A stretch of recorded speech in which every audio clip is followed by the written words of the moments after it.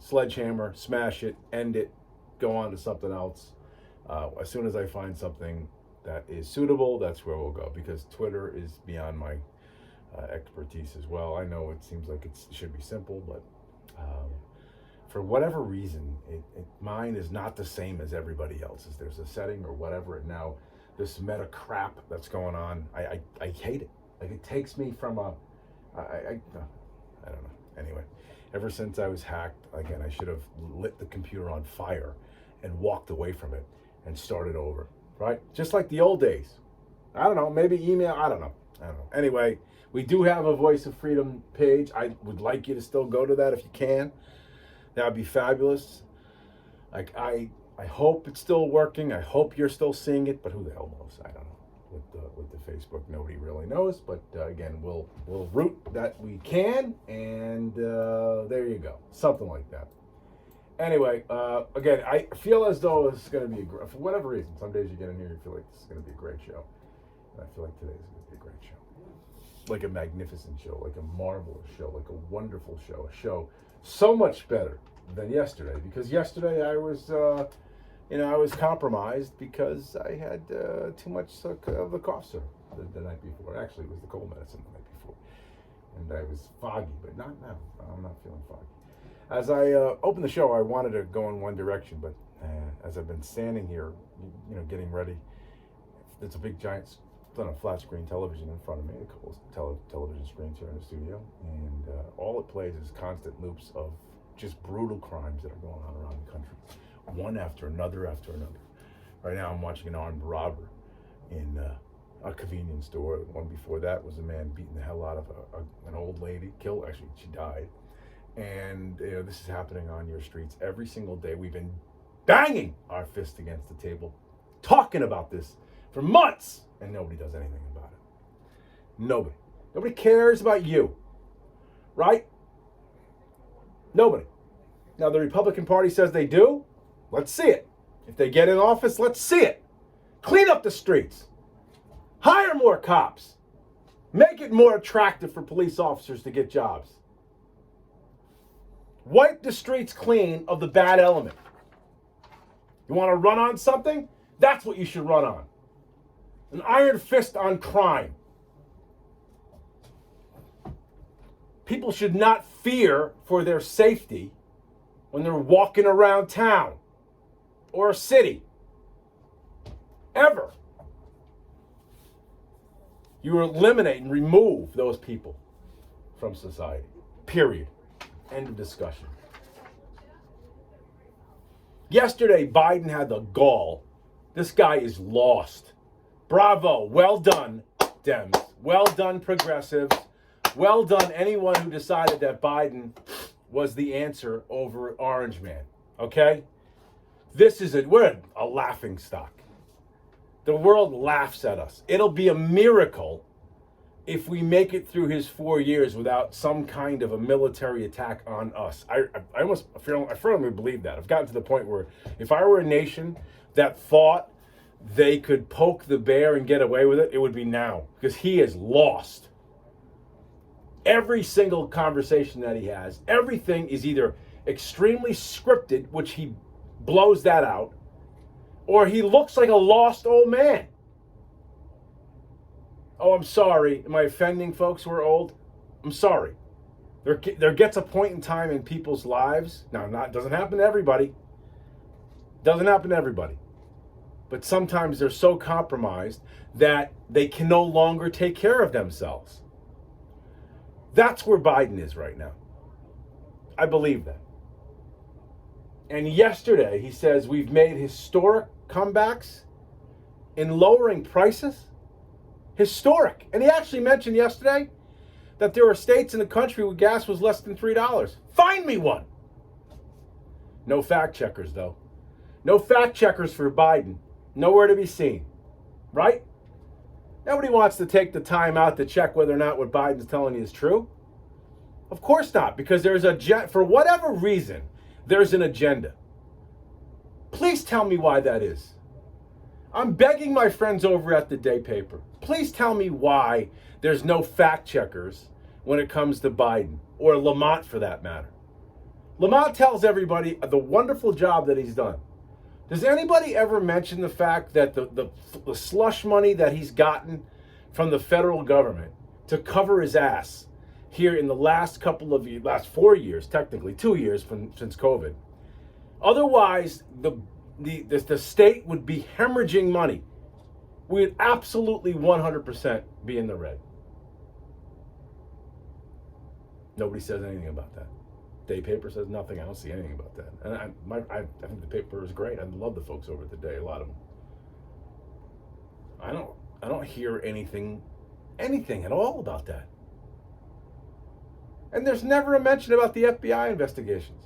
Oh, okay, so they're not specifically targeting Ned Lamont. They're targeting his administration. Nobody says anything about that. That's like a non-story? Really? Wow. Wow. So Biden says prices are back to normal essentially yesterday. Okay. Well, let me take a look. Let's start with breakfast.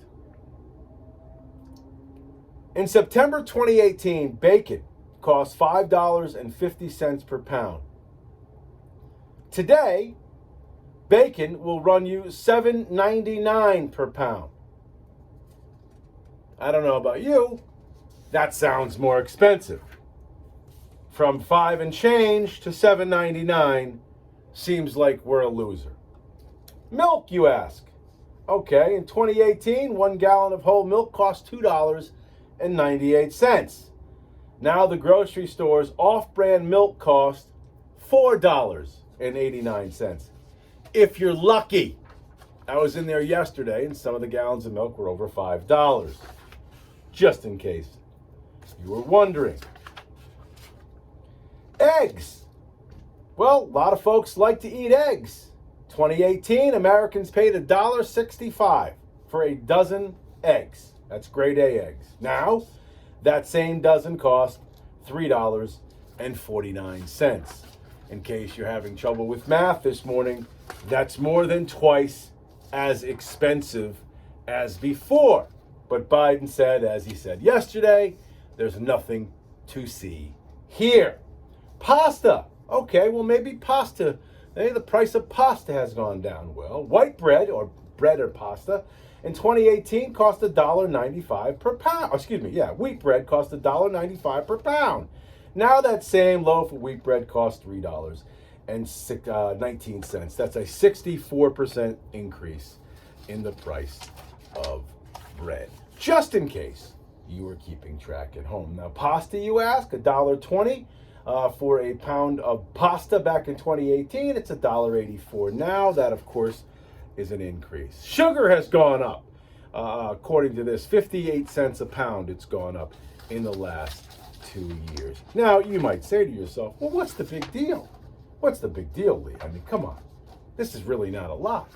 But when you're talking about your entire grocery bill, if you paid $100 for groceries back in 2018, which is cheap, you're probably paying over $200 for groceries in 2022.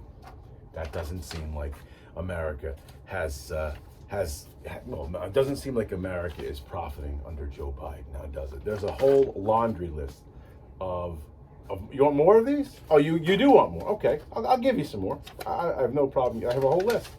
Sure, I'll go through some of this. Meats and cheeses. You want to go through that? In 2018, cost of an average of $2.90 per pound for chicken breast during the Trump midterm era. During Biden's midterm season, they're running at $4.99 a pound. So again, that's more than almost double. Not quite double, almost double. Ground beef. Another staple is up from $3.74 per pound in 2018 to a staggering $6.29 per pound. Now, cheese. You guys like cheese? The cheese for the top of those burgers when you want to have a barbecue, right? You got a few friends over. You know, the burgers are almost twice as much. The chicken's almost twice as much. Of course, the bread's almost twice as much. Well, cheddar cheese. Cheddar cheese was about $5.13 per pound in 2018. It's now up to $6 per pound. That's a 17% increase. And of course, you want potato chips to go with that barbecue, that outdoor picnic that you want to invite your friends and family over. In 2018, potato chips were $4.43 for 16 ounces. Now that costs more than the regular 8-ounce price. Now those potato chips are $9.18. 107% increase for potato chips. 107. So I have more, but I think you get the gist. I think you get the gist. So when Joe Biden gets in front of the camera and tells you they've made historic comebacks in lowering the prices, he's lying to you. He's lying to me. He's lying to you. He's lying to America. He's wanting you to buy in hook, line, and sinker to the absolute bull blank that they spew. Right? I mean, it's written by somebody, and he's supposed to read it from a teleprompter. He doesn't really know. I mean, he probably thinks he's doing a great job, but he's not. And your grocery bill is the first thing you should look at to know that he's not doing a good job. That, and you can look on the television every day and watch grandmothers get literally beat to death while the cameras roll. Or convenience stores clerks get shotguns pointed at their chest so that the perp can get the $40 that's in the cash register. Or homeless folks are begging people for money and change at the gas pumps where people are struggling to pay the now gas prices that are nearly double what they were, at least for a short period of time during Trump's administration. Or maybe it's the drug addicts that are dying on the street corners from fentanyl that's pouring across the southern border at record numbers where nobody seems to do anything about it. I was at an event yesterday with Joe Courtney, and Gary from Joshua's Worldwide stood up and asked a question about the southern border and fentanyl coming across and the thousands of people that are coming across every month. And Joe did his best to sidestep that. I'm sorry to say he didn't answer the question that was asked. And yet still we have mountains of people, floods of people coming through the southern border, and nobody seems to have the will to stop that. And the fentanyl keeps coming through and people keep dying. That's not leadership, ladies and gentlemen. That's a devious,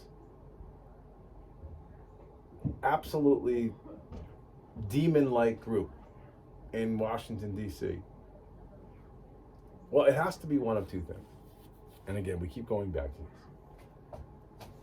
this. Either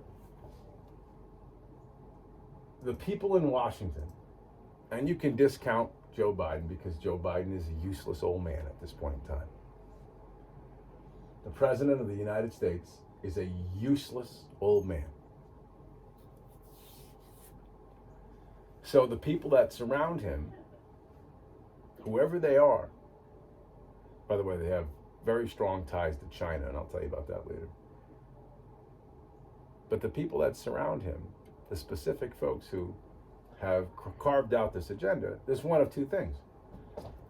They are either extremely naive, ill-prepared, and, for lack of a better word, stupid at their job. They don't know how to govern. They don't know how to create policy. Or they're doing it on purpose. And rational folks who think the glass is half full, I think those folks think, well, we're just being poorly managed. And then the folks who are pessimists, the folks who always think that there's a sinister side to things, they think that this is being done on purpose as a way to destroy what 245 years of freedom has built and make the country dependent on handouts and certain aspects of a federal government that, once put in place, it's almost impossible to remove. So it's either one or the other, right? Either you're being led by a group whose really their their CEO is Lucifer himself, or we're being led by a bunch of clowns. And when you think about it, imagine this. Imagine a scenario where being led by clowns is better than being led by the alternative. We can pray and hope that we're being led by clowns and not by Lucifer himself.